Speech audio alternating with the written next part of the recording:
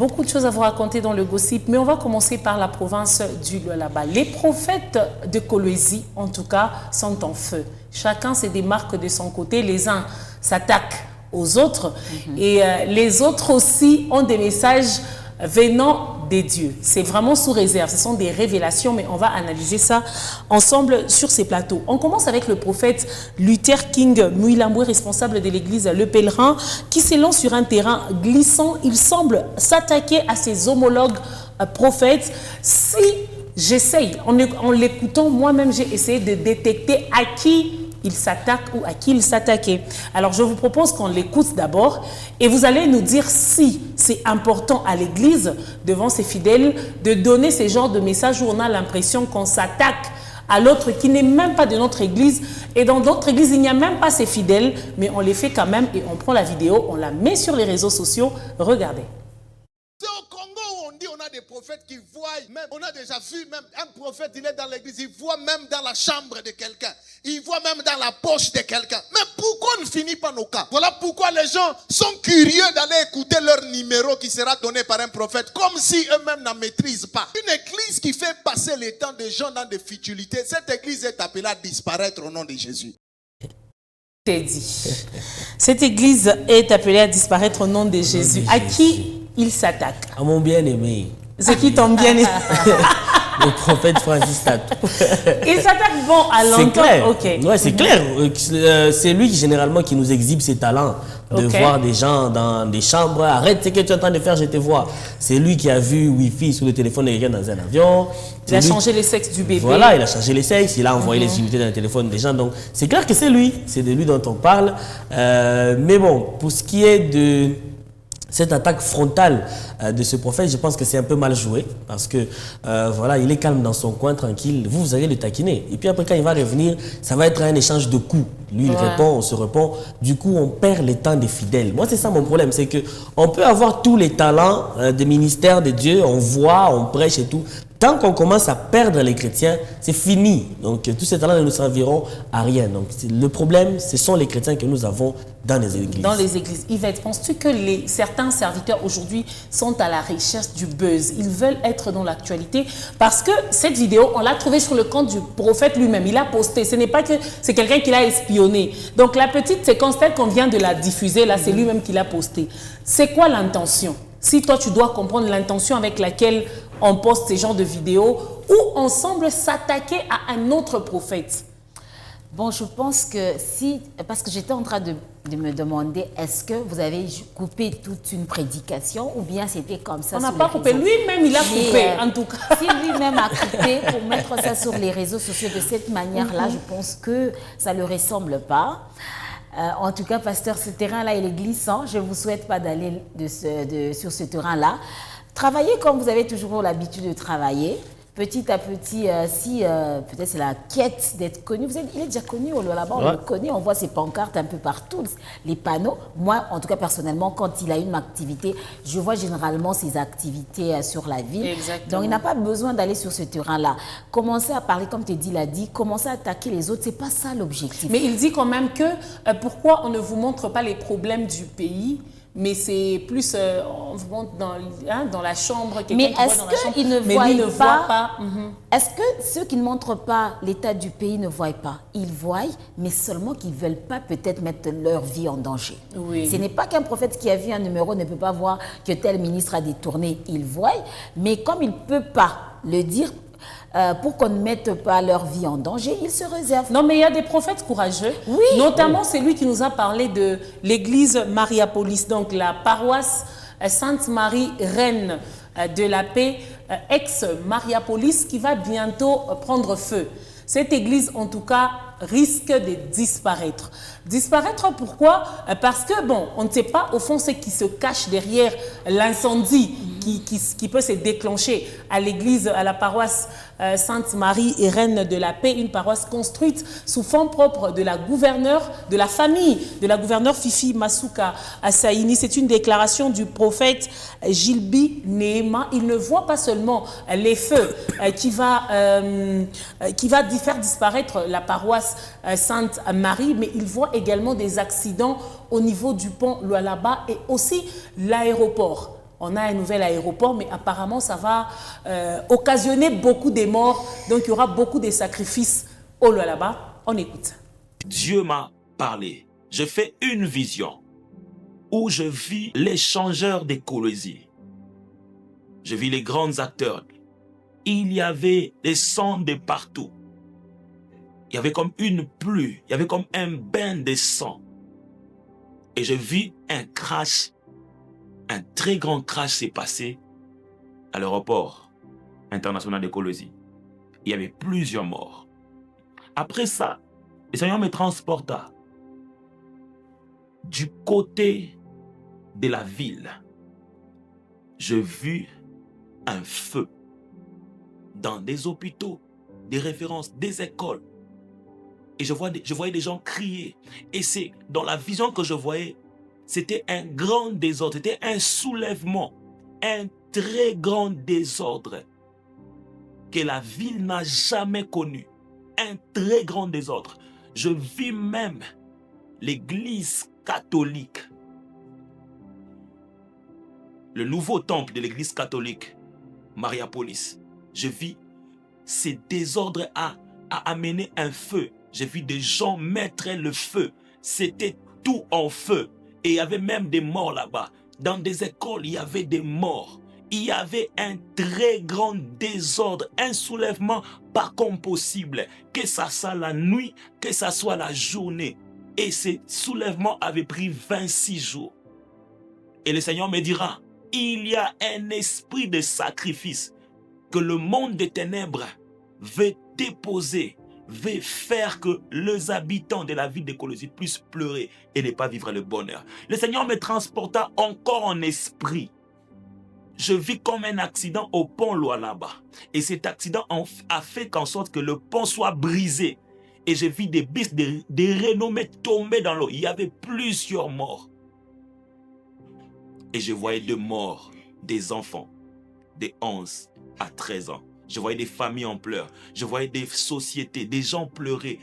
Je voyais même des Chinois pleurer. Et j'ai vu même, la référence que j'ai vu l'église catholique de Mariapolis, le nouveau temple. Je le vis en feu, feu total. Et le Seigneur m'a dit ceci, il y a un esprit de sacrifice que le monde de ténèbres projette. Je le vis commencer comme au mois de mai jusqu'au mois de décembre. Et Dieu m'a dit que les familles s'élèvent en prière. Alors, les familles doivent s'élever en prière pour ne pas perdre notre bijou, la paroisse Sainte-Marie. Il n'y a pas que la paroisse Sainte-Marie. Je commence par là. Il a parlé de l'aérogare. Oui. L'aéroport international de Kolwezi, il a parlé de ça. Ouais. Il a parlé du pont. Là-bas, il a parlé aussi des écoles. Ouais. Vous voyez les feux dans quelques écoles de Kolwezi. Tout à l'heure, tu as dit les prophètes voient des choses sur les pays, mais ils ne veulent pas le dire. Lui, il a vu. Il a pris le risque ou encore le courage de le dire. C'est quoi ta lecture? Bon, ça, en fait, quand je parlais de prophètes qui voient les choses auprès du gouvernement qui ne disent pas, c'est généralement des choses qui peuvent mettre leur vie en danger. Mais quand on parle d'un désordre, il n'a pas dit spécifiquement Mariapolis ou spécifiquement un coin. Il a dit qu'il a vu un désordre qui était général. C'est que quand il parle des écoles, il parle des églises. Mais il a précisé que les feux à la paroisse, tu n'as pas bien suivi. Oui, en fait, il a. Quand on voit une vision, quand on voit un rêve, il y a souvent des repères pour essayer d'expliquer le rêve. Ce n'est pas seulement que obligatoirement Mariapolis, mais ce sont des grands repères qu'on donne à la personne pour que la personne puisse quand même interpréter sa vision ou son rêve. Mais Mariapolis, c'est quoi ça, le pont, ce sont des grands, l'aéroport, ce sont des grands endroits généralement quand il y a des manifestations. Quand il y a des soulèvements, les gens ciblent ce qu'il y a de luxueux. Parce qu'ils savent que quand on va là, quand on touche à ça, les autorités vont se lever. Quand, par exemple, il y a un désordre et qu'on va toucher la maison de quelqu'un, généralement, ça ne... Donc, clairement, ce message, c'est à prendre au sérieux. Parce que si on ne se lève pas en prière, il l'a dit. Si les familles ne se lèvent pas en prière, on va perdre tout ce qu'on a comme bijoux, les familles... En fait, c'est lui qui a vu. En tout cas, c'est sa responsabilité. Il a vu. Il nous demande de prier. Tu y crois ou pas? Je ne vais pas dire que j'y crois, parce que moi, je n'ai pas été dans son rêve ou dans sa vision, mais soit un message à prendre au sérieux. T'es dit, réaction. Ok. Votre paroisse sera en feu. Hein. Moi, je Imaginez, retiens seulement ça. passe ta soupe, Je hein. demande aussi à l'évêque de Kolwezi de si Déjà beaucoup que la prier pour croix ne l'église. s'allume plus. C'est La déjà le croix là point. ne s'allume plus, c'est aussi un point. C'est parmi les éléments qui doivent nous alarmer. Oui, Moi, pendant nous pendant inquiètent. que tu parlais, moi je le regardais, je me disais dans ma tête, passe ta soupe là, avec notre bijou. Bon, ma réaction par rapport à ça, c'est que c'est bien, s'il l'a vu, s'il a véritablement vu, c'est bien. Courage à lui dans son don de voyance. Mais justement, comme il l'a vu, bon, ça ne nous engage pas. Hein. C'est lui qui a vu, nous on n'était pas là. Heureusement que quelque part dans la Bible, on a dit ce qui est révélé est condamné. C'est dans la Bible. Il a dit de prier. La Il a dit condamnation, c'est la c'est condamné par la prière. Voilà, en fait, donc effectivement, il faut prier. On va prier. Mais voilà, pour ce qui est de savoir si c'est vrai ou c'est faux, ça n'engage Toi, que ton esprit te dit quoi? Moi, mon esprit me dit que le gars a vu, c'est la fin du monde. Il a dit. Mais non, le gars, en fait, si je dois analyser en profondeur, je vais notamment me baser aussi sur le timing qu'il donne des événements. Il parle de 26 jours au début, et puis il dit non, j'ai Jusqu'à vu, décembre, c'est des mai jusqu'à ouais. décembre, donc finalement c'est 26 semaines, c'est 26 jours, c'est 26 D'accord. quoi. Bon, ça n'engage Prions, que lui. ce qui est vrai, on doit prendre ça au sérieux, on doit prier pour que les pires n'arrivent pas. De son côté, le pasteur Michel Mpoyo. En tout cas, aujourd'hui, c'est d'abord Kolwezi.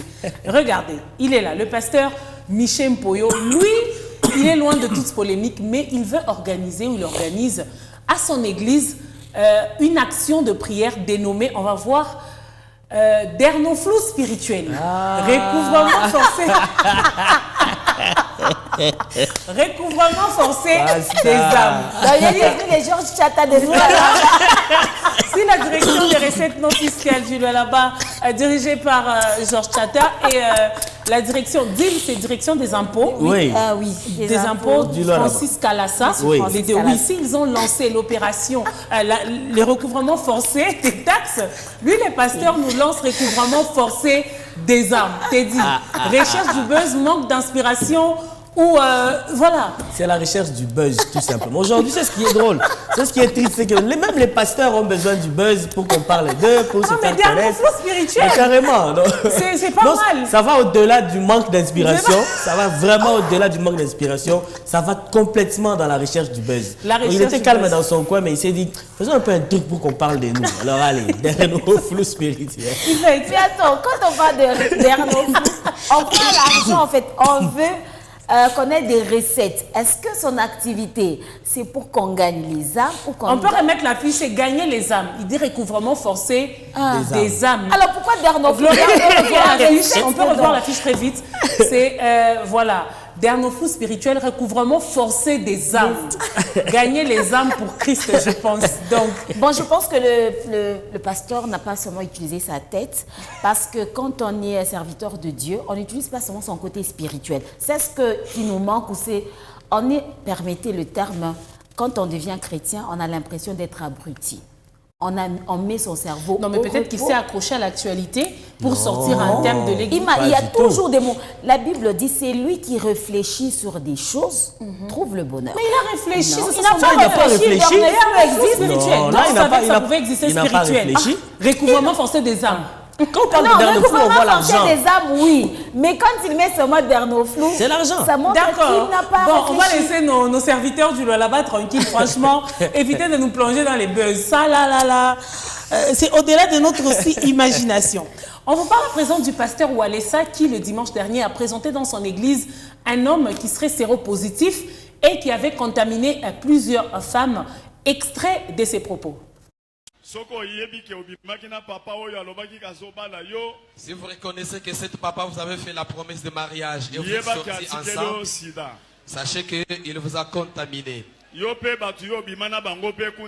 Même les autres aussi avec lesquels tu es sorti, appelez-vous, c'est toute une chaîne, vous devez vous reconnaître. Les gens ont condamné le pasteur Walesa après avoir diffusé cette vidéo sur les réseaux sociaux, disant qu'il a humilié le frère. Ça ne devrait pas se faire comme ça. Il a détruit sa vie. Mais à notre grande surprise, le frère a fait une vidéo dans laquelle il remercie le pasteur, disant que le pasteur l'a aidé à ne plus propager cette maladie.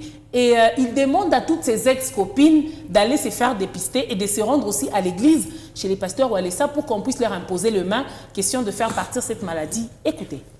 Bandeko ngana bengami na kumba papa Denis naza conscient na makambo oyo nazoloba oyo ikomelinga na oyo nasalaki nde nazoyebisa bino monda tie bolanda ezali ke 2001 nazala nano elenge moto moko atia biso banzoloko azwa nzoto ya mbwa ya mobali atumba atia biso banzoloko ke bozala makasi ya mibali na baventre awa likolo ya nzoto na biso ya mibali atia biso nzoloko banda wana nzoka nde esprit mobimba ya epidicité ya mbwa nde atiaka biso banzoloko wana nde naye kobala mwasi apres makambo wana naye kobala mwasi nsima banda nazalaki na mwasi na ndako nazalaki na vie ya epidicité nazobima libanda nakobima libanda wana 2014 naye kokutana na mwasi moko Brazzavilloise awa na Kinshasa. Tango nasali na kutani na ye nzoka nde abomisa mibali 7 na Brazzaville. Camarade na ye koyebisanga omoni mwasi ozokutana na ye wana abomisa mibali 7 na Brazzaville. Soko okebite yopo kulika. Tango nakutana na ye asalanga pe ba ceremony ngana ye batenzo anda azobakisa ngai pe apesinga pe maladi kaka wana. Na maloba bimisaka. Après ça naye kokoma na ndako naye kopesa mwasi na ngai kokutana mwasi na ngai ndi ezaki sida tin ayi kokufa ya mwasi. Après ça mwasi na ngai kokufa na 2022 na 2022 wana esprit wana ekusavajas seke na banda kupanza kaka maladi wana sida na basi na koyebisa mwasi ke na kubala ete na tinga kabani na ye na koyebisa mwasi ka bongo ti libanda na panzi kutu na parlo pa libanda na ebepe kutanga te papa asilikaki aye ko lopondeni no yebe ozana sida ozo partager ango partout. Est-ce que ezana conscience na yo moko ndi ozosala makambo ya boye makambo yo osali ezo pesi bato sida te mo obomi bato mokeli mobimba nabisa papa ke bondela pona ngai nga moko na kolika liboso ya église liboso ya bato na bato na sala mabe na kati église pe libanda ba mona ngai na senga bango bolimbisi po baye bandingi ya kokende kosesa pe be examen po bango pe babika tango papa abondelaki pona ngande na yoki mulimu moko ebimi pona nga nde miso nangi fungwami na komomona ke makambo nini na bande kusala oyo okizaki ngai te ezandi esprit epidicité ya mbwa o bachaki kati na nga wana ememinga pe na nzela ya makambo ebele ya mabe ya koboma bato sanga na yeba tango na sosoli na yebi nde nazosenga bolimbisi na monde ati bolimbisa ngai ezali ngai te eza esprit mobimba nde ezalaki kati na nga pe na kozongelaka yango lisusu te nalingi vi na nga nzambe azwa mulimu na nga nazosenga nzambe ndenge nini na kokota lola. Teddy, crois-tu que cette histoire est vraie ou c'est un truc monté? Moi, je crois plutôt que ils excellent un peu dans les mises en scène.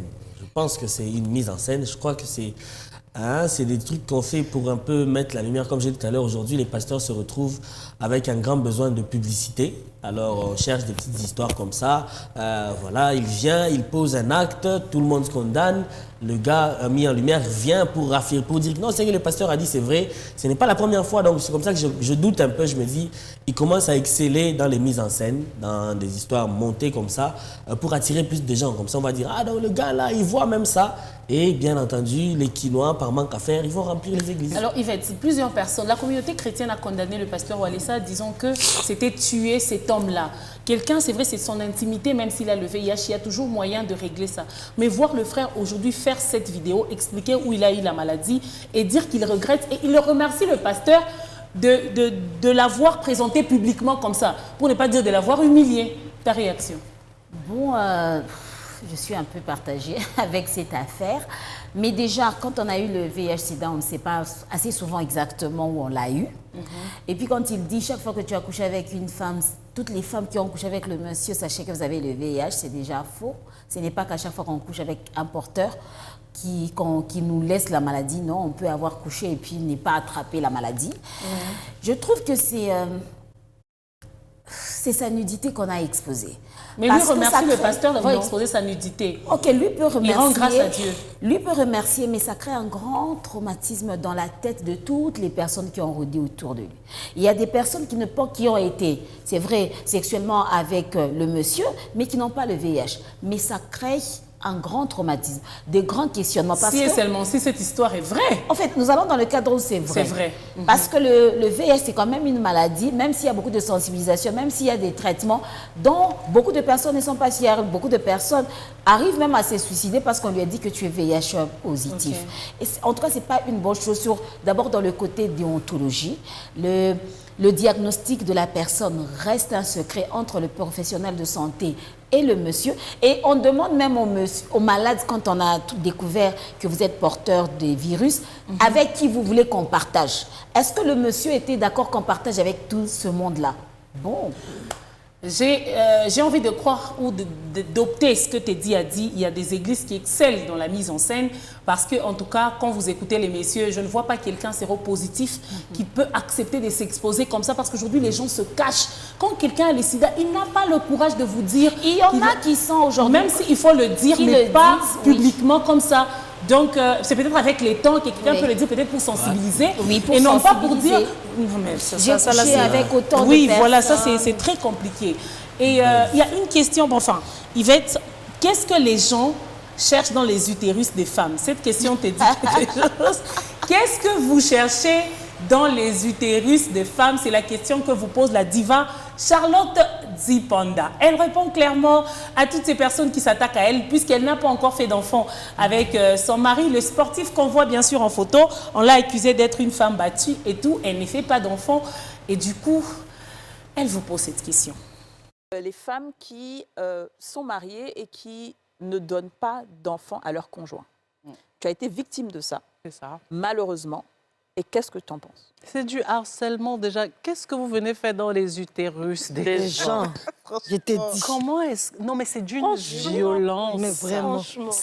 On a déjà tellement de problèmes comme ça au boulot, dans la vie de tous les jours, pour qu'en plus de ça, on remette en question notre féminité. Tant qu'on n'a pas enfanté. Personne ne connaît les problèmes que les uns et les autres vivent dans leur intimité. Allez dire à une femme, ouais, ça fait 3 ans que tu es mariée et tu n'as pas encore procréé. Oui, parce que je suis plus que mon utérus. Merci. Et d'ailleurs, si mon mari attendait ça, il m'aurait peut-être mis une charte de... Bon, si tu tombes pas enceinte, peut-être que je ne vais pas t'épouser. Ce qui n'est pas le cas parce que c'est quelqu'un d'intelligent qui sait que il me définit pas en tant que mère. Je suis d'abord une femme avant d'être une mère. Et je me rends compte sur les réseaux que c'est quelque chose qui peut faire du mal à une femme qui a peut-être des difficultés d'enfantement, à qui on va jeter ça sur le visage. Je sais que les gens sur les réseaux ne sont pas conscients du mal qu'ils sont capables de faire. Mais je suis violemment mariée, je suis heureuse dans mon mariage. Je n'ai pas l'intention d'avoir d'autres enfants parce qu'on en a déjà 3. On est heureux et c'est très, très bien. Elle est heureuse, une réponse très claire qu'elle envoie à tous ses détracteurs. On va écouter un autre, toujours bien sûr ses propos parce qu'on l'a accusée d'être une femme battue. Donc si on parle le même langage que la technique, on va reprendre une autre vidéo de Charlotte Dipanda où elle dit clairement qu'elle s'est mariée tard. Mais le mariage n'est pas une fin. Elle vient redonner espoir à toutes ces femmes aujourd'hui qui se voient être marginalisées ou encore minimisées dans la société juste parce qu'elles ne sont pas mariées. On écoute. Pour moi, il est important de dire à toutes les femmes qui sont célibataires ou pas mariées que vous n'êtes pas des sous-femmes. C'est important de le dire. C'est-à-dire que de décomplexer la femme tout court de ce lien marital qui, tout à coup, parce qu'on est marié, on a une sorte de supériorité. C'est faux. Le mariage, pour moi, n'est pas un projet de vie. Ça veut dire quoi? Ça veut dire que moi, aujourd'hui, je me suis mariée le plus tard possible. Mais avant ça, j'avais déjà une vie. J'existais déjà et je ne me considérais pas comme une sous-femme parce que je n'avais pas encore choisi mon partenaire de vie. Donc, le mariage n'est pas une fin en soi, mesdames. Établissez-vous, soyez indépendantes, rêvez le plus haut possible. Ah ouais. Et à ce moment-là, d'ailleurs, vous aurez le choix. Parce que c'est important même de pouvoir choisir qui va rentrer dans notre vie, qui va pouvoir porter une femme comme moi. Tout le monde ne peut pas. C'est ça, en fait, en vérité. Et donc, le mariage n'est donc pas une fin en soi. Et mon mari, il le sait. Il sait très bien que s'il n'est pas corporate, si je ne me sens pas respectée, ben, il n'y aura pas de mariage. C'est factuel. Et je ne me sentirai pas moins. D'ailleurs, quand on meurt, hein, c'est pas parce qu'on ne meurt pas mieux parce qu'on est marié. Non, parce que tu es marié que tu iras au paradis. On ne meurt pas mieux parce qu'on est marié. Faut vraiment, c'est le bon mariage qui fait du bien à la vie de chaque femme. Très, très bien. C'est important de le dire. C'est pas le mariage tout court, c'est vraiment le bon partenaire qui est capable de nous permettre de nous surpasser, de grandir. Il faut vraiment que j'ai le sentiment que avant que je ne me marie, cet homme arrive dans ma vie et il ait une valeur ajoutée. S'il me fait pleurer toutes les nuits et que... Bavardage, c'est bavardage. Ça me sert. Clairement, Charlotte Dipanda n'est pas une femme battue parce qu'elle le dit. Si elle ne se sent pas respectée, son mari sait qu'il n'y aura pas mariage. Et si elle pleure toutes les nuits, à quoi bon de rester dans ce mariage? Yvette, si tu dois revenir sur les propos, parlons des femmes qui n'arrivent pas à donner des enfants à leurs partenaires et aussi aux femmes qui se retrouvent aujourd'hui célibataires, marginalisées dans la société. Les propos de Charlotte Dipanda sont-ils à leur place? Pour le premier cas, je pense, bon, en fait, dans les deux cas, ces propos sont à leur place parce que je suis professionnelle de santé. Je sais comment ça fait très mal à une femme de ne pas porter un bébé.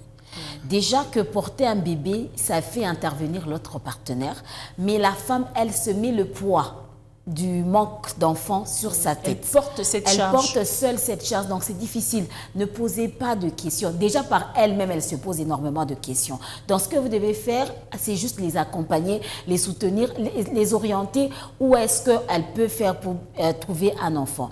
Mais quant à dire est-ce qu'une femme célibataire, quand elle meurt, elle va au ciel, elle va en enfer. On n'est même pas mieux parce qu'on est marié. Elle a on dit. n'est pas mieux parce qu'on est marié. C'est vrai, c'est que toutes les femmes désirent être mariées. Mais pour des raisons, pour d'autres, certaines sont célibataires jusqu'à présent.